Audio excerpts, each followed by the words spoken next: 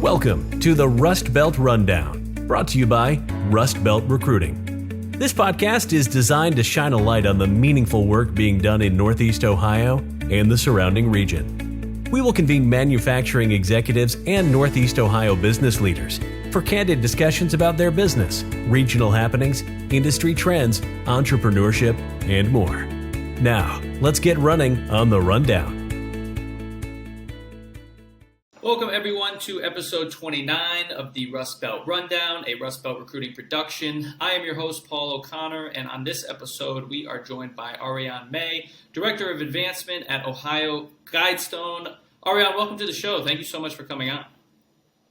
Thank you for having me. It's a privilege. So let's jump in. You went to school in Columbus. You completed your undergraduate degree at Otterbein, and you studied fine/studio arts. Tell us about that pursuit and how that degree. How does that work with your career today? Well, I mean, in some regards, it works beautifully, but this was not the career I intended to have. I've been on quite the journey. So, very long story short, I was headed to get my master's degree to become a professor of theater arts and theater history. I had been accepted into the new school in New York City, and I had picked up a summer job in Cleveland, and I'm going to use the Seinfeld phrase, yada, yada, yada, here I am. But so needless to say, I've always had a passion for, in that naive little girl brain of changing the world. So I took an internship. I did have a nonprofit job briefly before I joined OhioGuidestone, which was right around the recession period. And so long story short, as an assistant, I was given a lot of responsibility that I would never have been given had it not been the recession. So I'm so grateful because I learned so much on the job training.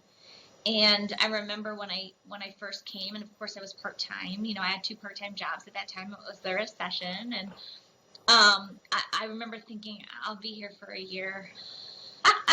Yep. So, over a third of my life later, I'm still here. And what has kept me here is my passion for what we do, the services we provide, the lives that we've changed.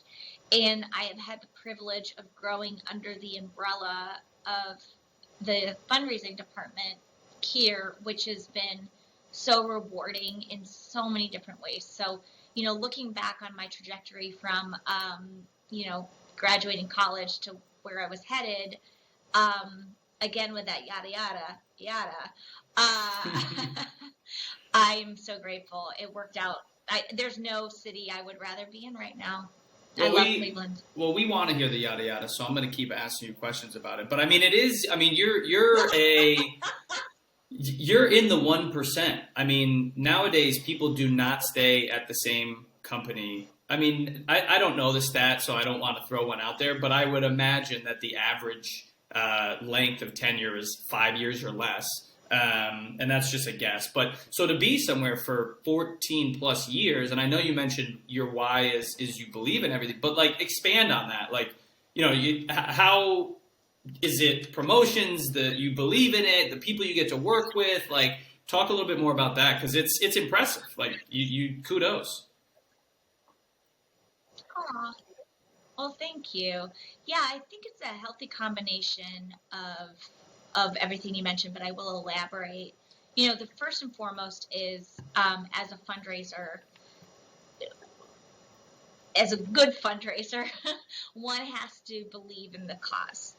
And so I know there are certain causes out there, I won't mention them, but certain causes that I just would not be a good fit for because I don't have that natural passion for. Mental health, behavioral health, and the programs and services that fall under that giant umbrella of OhioGuidestone, everything from job skill building. We're working with the most under-resourced neighborhoods in the state, to youth prevention, suicide prevention, juvenile justice, diversion. Ugh, my wording here. Education, parenting, and the list goes on. Domestic violence. You know, God, I cannot think of wording today. This is a podcast fail. Fail. No, you can't fail. You can't fail. I mean, you guys do a lot. I mean, you do a ton. We do recovery housing, substance use disorder programming, and the list goes on and on and on. But all at the core of it, and this is the conversation that has developed. We've always thought over, I would say, probably the last 20 or so years, okay, we're vocal about mental health. People are seeing therapists. We see it on TV. It's become a thing. And it's in breaking the stigma of admitting one needs help is still a major issue.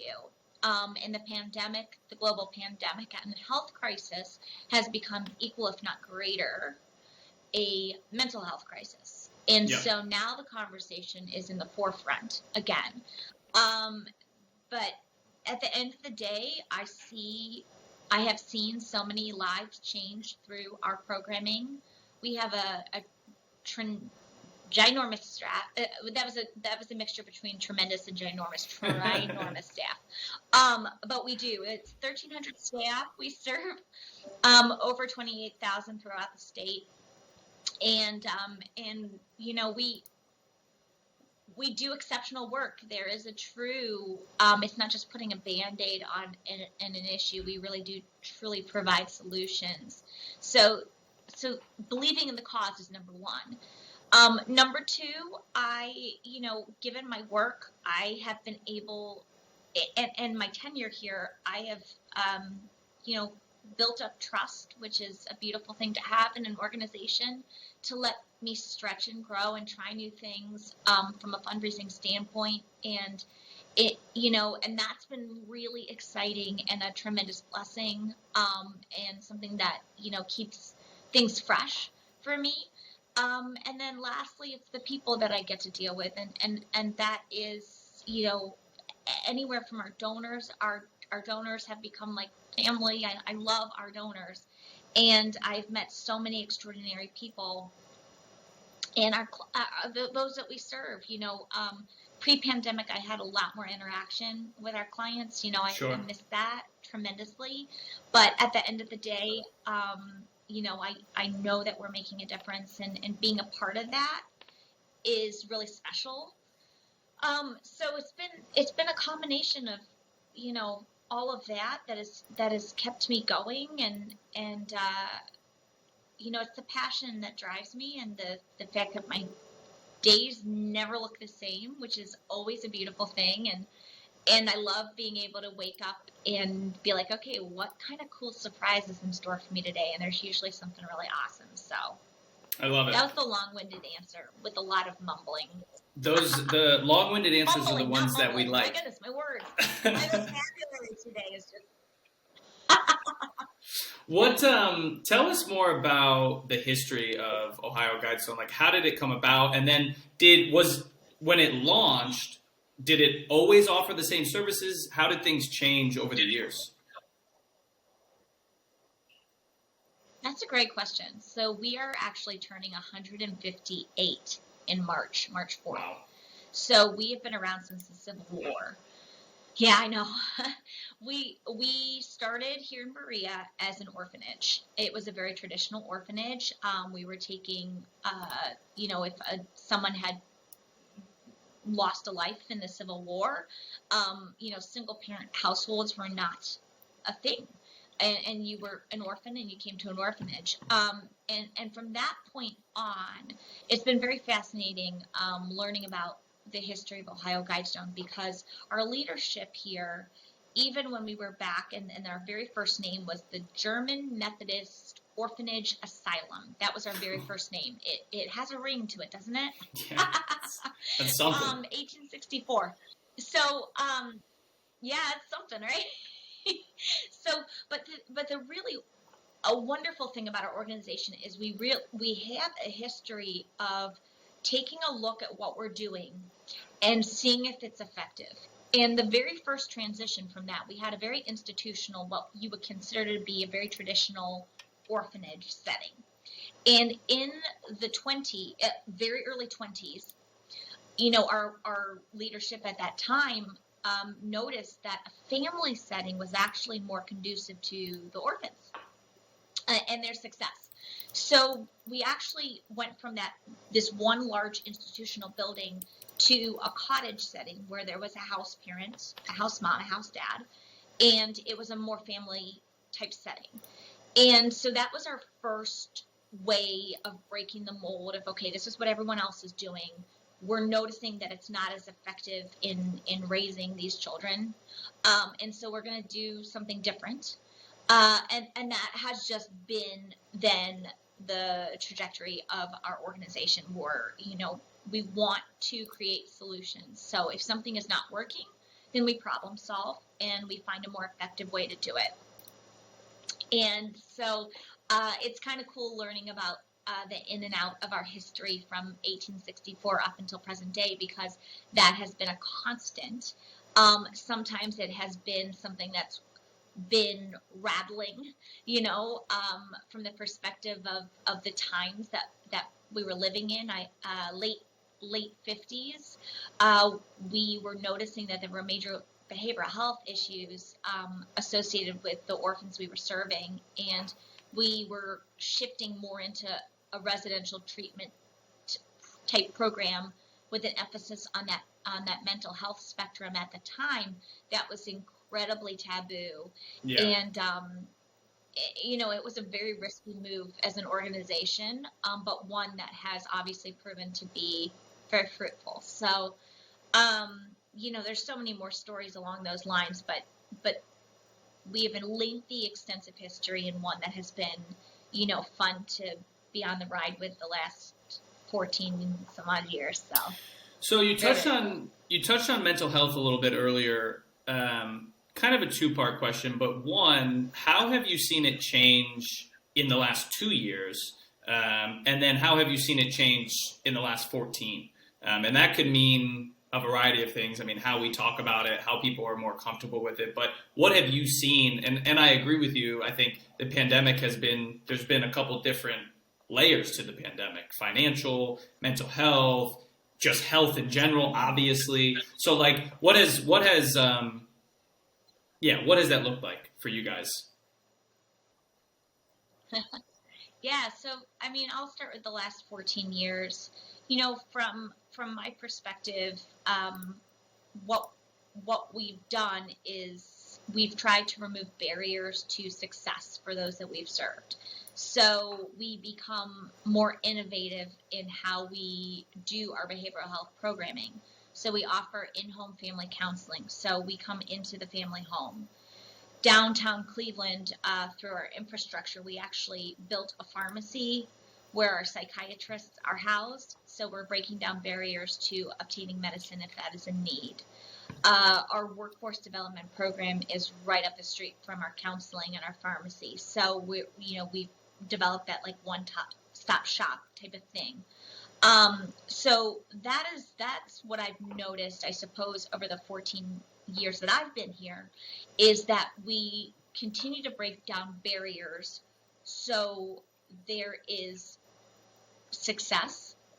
And again, there's not that bandage. It's creating a solution to the problem. And oftentimes, if there's a mental health issue with one family member, there's often issues within the family that can then be cross-referred under the umbrella of one organization, which is, again, breaking a barrier, because oftentimes there are smaller organizations that do one thing exceptional, but then in other areas, maybe job skill building, then there's a referring organization. So then there's, number of organizations serving one individual or family, and the communication when it's all housed under one umbrella, of course, is ideal in that regards, and that's what we call our 360 approach.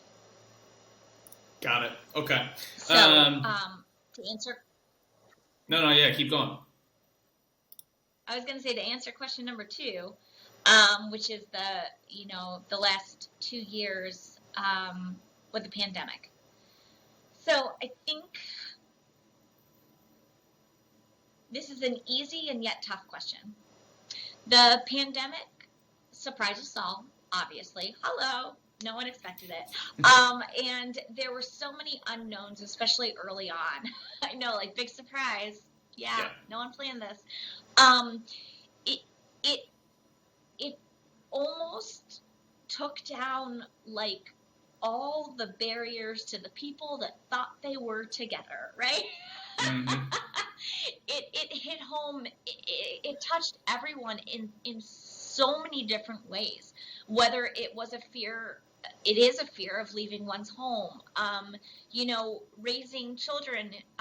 Like my daughter started kindergarten on a computer. She missed half of pre-K. My other daughter's life, most of it's been a pandemic. She's 3 in March, so it's crazy. It is crazy. It truly is. And then the whole parenting aspect of, okay, suddenly we're all in one house together, and that dynamic, and whatever your household infrastructure looks like, what does that look like? With everyone working and schooling under one roof. So that was, I think, the start of it. And then from this point on, I don't believe any of us really truly understood or could have anticipated the weight of the pandemic. So from seeing people lose businesses who we would have never even imagined in a million years would have lost businesses, to the livelihoods even being shut down temporarily that have survived the pandemic, that does something to one's heart. Yeah. We all struggle in different ways. For me, I was dealing with an older child that has mental health issues. My own anxiety was coming out, and I knew I needed to ask for help. And I work for a behavioral health organization, so this should be easy. And yeah, rah-rah, system bond. It was still really humbling for me. Yeah. It was humbling to ask for help, not only myself, but for my child, because then I felt like, oh God, I felt as a mom. And, and so to ask for help has been something that a lot of people have had to do. And then, very unfortunately, we have seen an extensive rise in suicides and overdoses. Yeah. And just behavioral health issues that are so, there's such a plethora of them that the therapists cannot keep up with the need. So even those that are bold enough and brave enough to ask for help, that are empowered to seek it, sometimes can't get it. Yeah. Or get it in a timely fashion. The other piece of the puzzle is sometimes it's too late. We're a successful human being.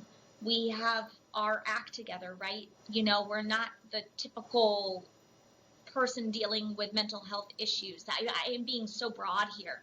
And then the next thing you know, there's someone that has overdosed, that was too ashamed to ask for help, or maybe thought they could just push on through because why would it be me? Why would I be the one that needs help? And the suicide rate has just been astronomical, especially amongst teens. Yep. Amongst everyone, as has the overdose rate. So, for me, it has brought up the conversation of, we're not talking about this enough. We're not bringing this into the daily conversation, and this is something that needs to be out. It needs to be present. We need funds so that we can make sure that no one slips through our fingers. That is the last thing we want to do. And I'm speaking on behalf of the organization, but on behalf of the world. My goodness, everyone has a life that is worth living.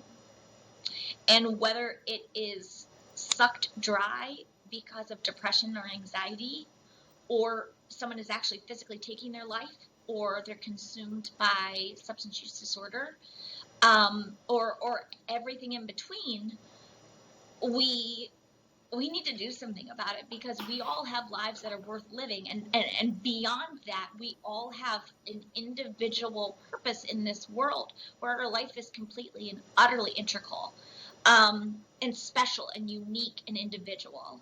And so in so many different ways, we need to bring mental health and the conversation to the forefront. And so when I'm out advocating these days, this is the conversation I'm having. And it's nice to know that people, as you have this conversation, they're opening up, and you're like, really? Wow, I had no idea you were struggling with that. Or, it's allowing people to share their story, because we've all just been through something that our bodies were not equipped to handle. Really, and so, from a global physical health crisis, it has become equal, if not greater, a mental health crisis. So. Yeah, you look at some of the work that Kevin Love has done, and other athletes too. But that alone, it sounds sort of simple and almost like. Are you there? I'm here. Oh, Hi. so sorry. It says your video has been disabled due to internet quality issues. And again, I'll edit all this out, so it doesn't matter. But I see you. And it says, see you, and I hear you. Can you hear me? I can still hear you. I just can't see you, which is weird. I'm seeing the split frame, even Steven. Looking good. Well, that's so weird.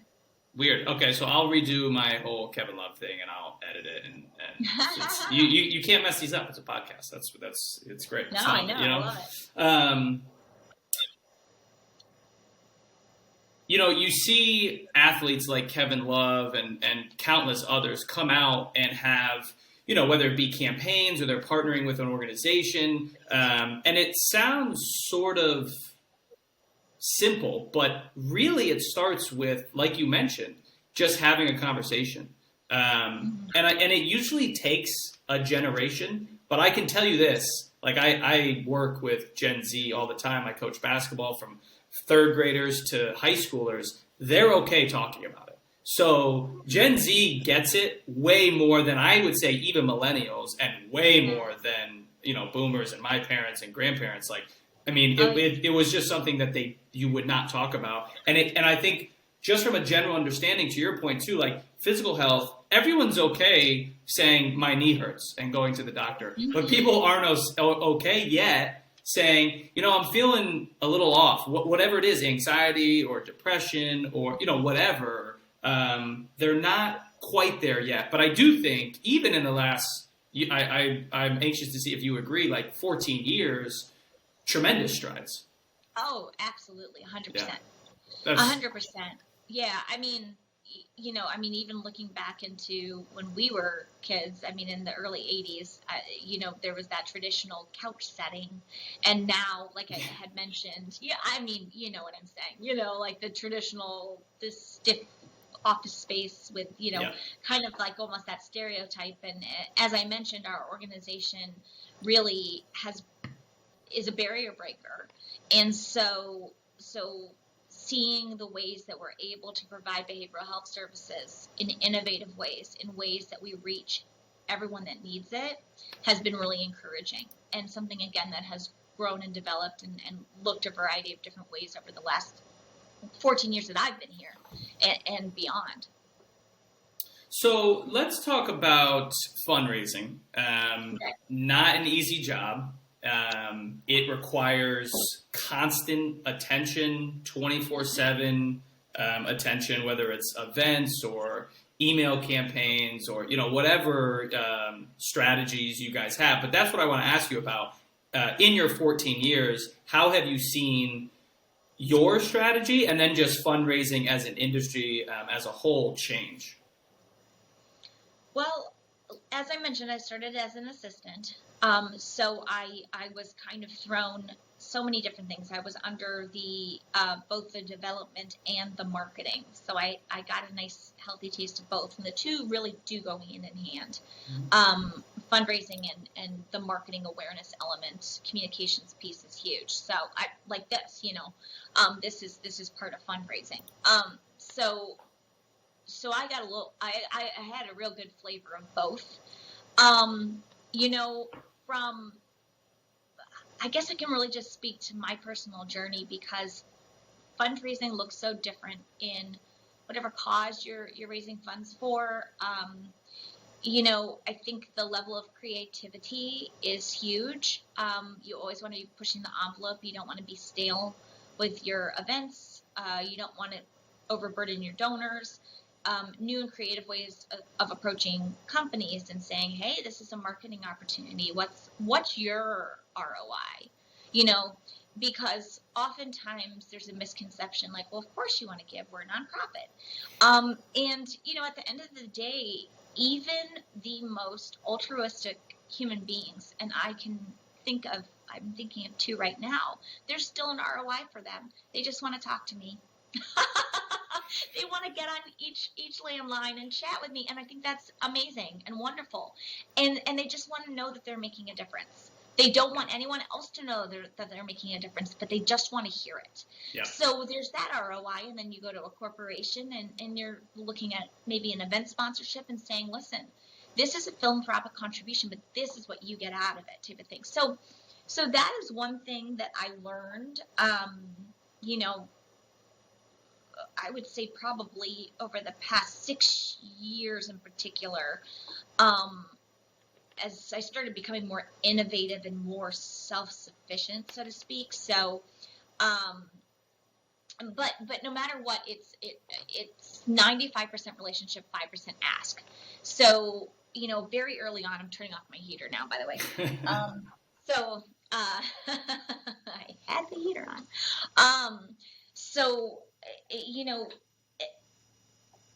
As a fundraiser, your job is to ask for money. So what I assumed very early on, and you learn, you grow, you stumble, you pick yourself up again, and then you keep going. My job's to ask for money, so that's what I gotta do. And there's definitely an art to it. There's a timing for it. There's a lot of it is reading body language. It's 95% relationship, 5% ask. There has to be a level of trust and authenticity that comes with fundraising. And again, it goes back to believing in the cause that you're selling, Mm-hmm. And knowing how to approach a corporation is totally different than approaching, a member of a different generation that, it has some substantial wealth and just wants to make a difference as an individual, as a major gift donor. That looks completely different than, somehow I in the mix of all this, I began working with our pro athletes and their philanthropic interests as it pertains to OhioGuidestone and how that looks as well. And then, and everything in between. And it's it's an ever changing art. The one thing that I've learned is a no sometimes is a not yet. Yep. And it's okay if someone says no, it's not, my job is to ask. So that's number one. Number two, oftentimes I found that, at least I'm learning, that I don't even really need to ask sometimes. Mm-hmm. I just need to be bringing my best self and being authentic, sharing my own personal journey, sharing about the organization, and listening carefully and hearing the passions, and then elaborating more on that program. And from that point on, there's a natural, we have a foundation that provides, or, our corporation's looking to sponsor an organization, an event, or, wow, this is really intriguing. Let's do something during the NBA All-Star game. This came from me complimenting a woman's coat. That's a story and a half. I talk to everybody. I mean, I'm always on the airplane talking about OhioGuidestone, Yep. I was doing that this morning. I was having a coffee meeting and I saw someone come in and said, "Where do you work?" And he gave me his card. He's the managing director. He's soliciting. He's getting solicited for. I love it. But that's part of it too. Like I'm being myself. I'm being authentic. I believe in the cause. So it's become very natural. Some people think I'm charming. We shall see. The verdict is still out. But it's not something that necessarily, I think I have a natural, I had a natural tendency toward it because I am a people person. I'm an extrovert. I'm a very hard worker, very ambitious. So I had like all the right qualities, I suppose, that make for a good fundraiser. I just needed to learn and grow, and like I said, fall down and pick myself right back up again. And I plan to continue to fall down and pick myself right back up again, because that's the very best leaders in the world do that.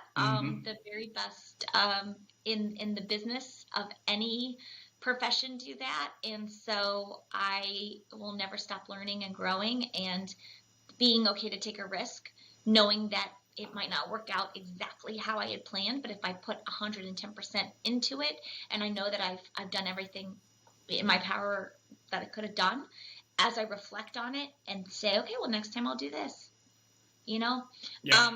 There's no fear anymore of that. And at first there was a great fear for me of being liked, of being perfect, and that I think are, well, in any profession really, but I mean in the fundraising industry, like, it's authenticity, it's imperfection, it's being you and creating a relationship. Yeah. So I think there's a lot of similarities between fundraising and sales. I mean, you mentioned it, right? The first no is just not yet. You're gonna hear from me again. No worries, And I also think another challenge that I've seen with nonprofits is they can be doing the best work in the world, right? I mean, say they could be doing anything, whatever the best work in the world is, and then they may just not tell their story the best way, right? And so that's a whole challenge. It's like, well, the whole point of starting this was so we could do the work. Like, we don't have time to tell our story. Like, just trust us, give us the money, so there's this whole hard, like, okay, well, we need to partner with another company to help tell our story, or, create. Marketing and communications component comes in, and we have such a tremendous communications team here that coincides with advancement. And we're one giant team.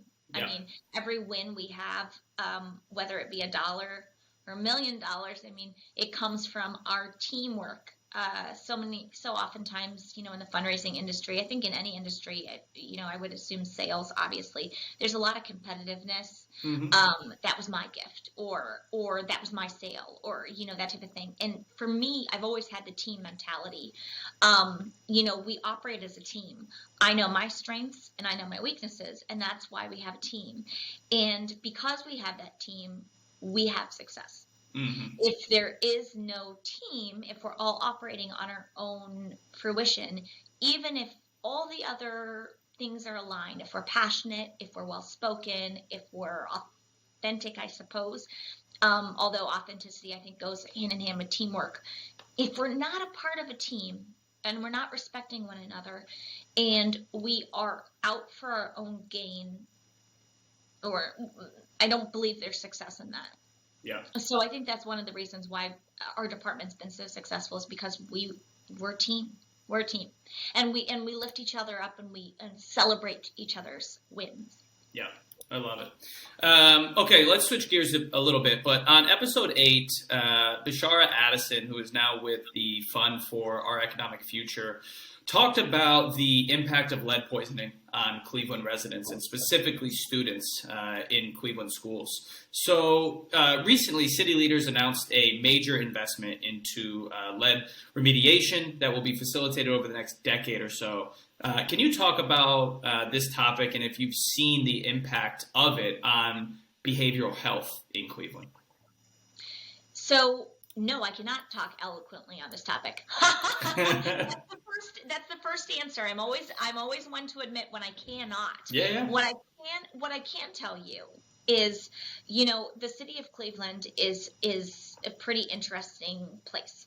You go from downtown, which is like happening big time. I mean, we're getting the NBA All-Star game coming in, people, celebrities all over. And then you go 5 minutes, literally 5 minutes down the road, and you're in one of the most under-resourced communities in the nation. And, when like, as I mentioned, I can't speak eloquently specifically to this lead poisoning. However, the living conditions that one is in absolutely impacts your mental health and well-being. Yeah. So many of our therapists, when they go to meet in the family home, they're walking up, and there's drug paraphernalia all around, and perhaps there was just a shooting outside recently. Perhaps their client was just robbed, or there was a domestic violence issue, child abuse issue. So all of these go hand in hand with, if you don't have the basics, a safe home to live in, food, Yep. clothing, and then on top of that nurturing parenting, your family really is, subject to behavioral health issues, which is where the most under-resourced communities are in the most need in so many ways. And of course, the pandemic has just furthered that gap. Yeah. So to answer that question in a broader scope, I hope that's helpful. Yeah, it does. I mean, look, it comes down to, is it Maslow? Yeah, Maslow's hierarchy of needs, right? Like, if the Absolutely. bottom is not met, you're already behind. I mean, you can't get to the top. Yeah. You're already a step behind. So, yeah, no, you definitely did. You mentioned the All-Star game. I want to transition to that as well. Tell us about the partnership that you formed with the NBA. That's super exciting. Yeah. So, it is not just to clarify, we have a great relationship with the NBA. We've got a great relationship with the Cavs. We don't have a formal partnership with the NBA. Okay. However, we're doing a major event during the NBA All-Star game, and members of the NBA and NFL and MLB are a part of it. Got it. So it's very exciting. It actually, as I mentioned, it all started by me complimenting a woman's coat, which is a true, honest to goodness story. It was during the draft, and I was just on Cribbs and the Clee, which was so fun because Josh Cribbs actually is the whole reason why I met this woman. Because I was going to the Westin to meet Josh before the draft party, and I was starving, and I went to Urban Farmer. So I was like, Josh, you're the reason, we all think it's the coat, but really it's Josh Cribbs. I love it. So anyway, I went down to Urban Farmer, and I saw this beautiful woman in this exquisite coat. My mom was a fashion buyer, and fashion is like a hobby for me, and so I complimented her coat, and I think there was some small talk, and then before you knew it, I was having lunch with her, and then really fast forward, and she's developed an entire fashion line to give back to mental health called The Power of Words. Yeah. Very cool. And we are the city where this line will be launched. It is all about giving back to mental health, and it truly is all about the power of words. What one wears, so whether it's resilient, brave, warrior, and the authenticity, the list goes on and on. This is breaking down a stigma because, it's where mental health and fashion meet. Yep. So it's very, very cool, and something I never ever anticipated. And sometimes in the heat of the battle, we joke, "Oh boy, that coat, nice coat, boy, you got me into that." Like, whoever would have imagined? I could never have anticipated this. However, we are doing a full runway show with the VIP invite only.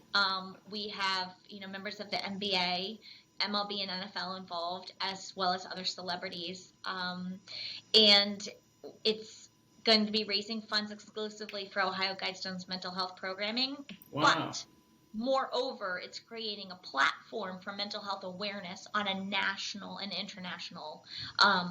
It's starting the conversation nationally and internationally, and from that point on, the power of words is going to just hit the ground running. So we are honored and blessed to be the first recipient of the funding, honored and blessed to be the city where this partnership is unveiled, and so blessed by the support of so many athletes and other celebrities that have come on board. And so it's really, really exciting. And at the end of the day, it will be a life-changing and life-saving event. I love very, it. very powerful. Yeah, I'm excited. I'm excited for you guys. I'm excited for the city of Cleveland. I don't know if there's, actually, I'm not even going to say I don't know. I know that there is not a more passionate city about their sports than Cleveland. No, it's just a fact. no. Sports down, yeah. Yeah, you know, for better or for worse, they are the most passionate fans I think I've ever been around. So actually, I'm excited about this answer. I'm going to try and come up for the All-Star game, so I hope I get the opportunity to meet you in person. But we always end on this. We'll get you out of here on this. This episode has been fantastic. What is your favorite place to eat? It can be breakfast, lunch, dinner, coffee shop, whatever you want. Your favorite spot in Cleveland. I was good. That's a great question, but I was like, this last question involves food. Yes. I just know it does. Yep. Oh my gosh, my favorite place in Cleveland. I feel like I may offend so many people because I love so many places. You can't offend anybody. You're good. I have so many great relationships too. That I know my answer is not going to be right no matter what. I have so many favorites. Can I tell you? You can tell a couple. You can do whatever you want. Why don't I throw out some love to a couple? Yeah.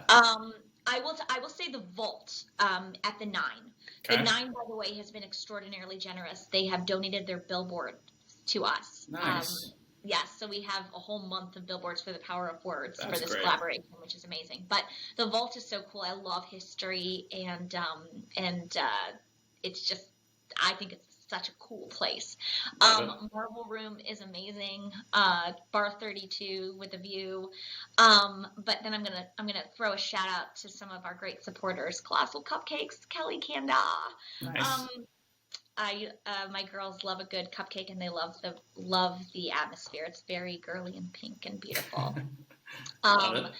Rising Star Coffee is my favorite coffee place, and anything Dante does. Yeah. All right. Dante. That's a good list. All right. So last thing, I promise. Where can everybody find you guys? Learn more about you. Donate. All that good stuff. Excellent question. So we are at OhioGuidestone on social media. So that's Facebook, Instagram, LinkedIn, and Twitter. Please follow us. We have a great text to give. So if you text 50155 and you text the word Ohio Guidestone, you'll be donating a prompt to donate to us, or you can visit our website, www.ohioguidestone.org, and go to donate now. Big old button right there on the right, and you'll be prompted to donate. Now, I will say this, and I truly, truly mean it. Every single dollar is a life changer. There are so many people out there that say, hey, I can't give $1,000 or $5,000. You give $1, that is a life that is changed, and I truly, truly mean that. That's something that I teach my kids. Yep. So I thank you in advance for your contributions and for your support of Ohio Guidestone and the work that we're doing. And you know, I'm available to answer any questions. So you're welcome to share my information as well. Awesome. Well, thank you so much. We really appreciate you coming on and obviously sharing your personal journey and experience, and then obviously all of the great work you're doing at Ohio Guidestone. And I hope to see you in a couple weeks, up at the All-Star game. And thank you again. We'll have you on again for sure. But yeah, best of luck with everything this year. I know those events are crazy stressful, so I'm rooting for you. Oh, thank you so much. Thank you. It's a pleasure to be on here. Thank you for inviting me. Awesome. Thank you. Talk with you soon. Sounds good. Thanks for tuning into this episode of the Rust Belt Rundown. Make sure you check us out at rustbeltrecruiting.com. The Rust Belt Rundown is available wherever you listen to your podcasts. Make sure to hit that subscribe button and click on 5 stars if you enjoyed this episode. See you next time.